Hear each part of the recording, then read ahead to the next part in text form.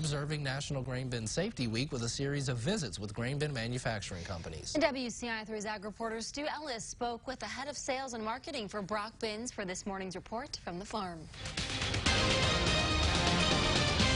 Grain Bin Safety Week, and we certainly want to pass along a lot of very important messages to farm families where grain bins are a major part of the operation.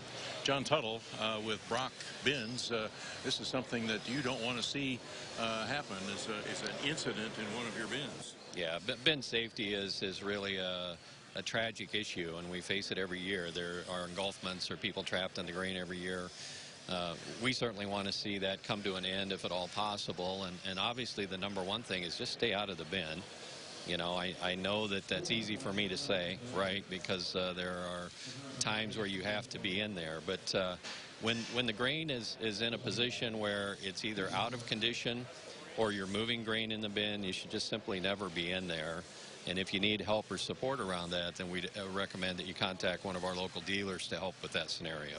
How would they resolve a problem with grain that's just not flowing? Yeah, good question. So if grain's out of condition, it will have a tendency to just you know, bank up steeply, and then you have an avalanche risk, and that's frankly where a lot of people get in trouble in a grain bin.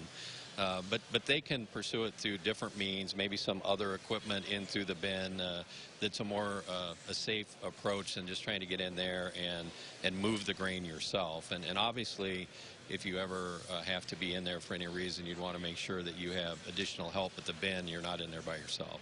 Make sure that you got somebody who's spotting with you or has a telephone or something. A lifeline. A lifeline. Right. An excellent suggestion from John Tuttle with Brock Bins. That's our report from the farm. I'm Stu Ellis with WCIA3, your local news leader.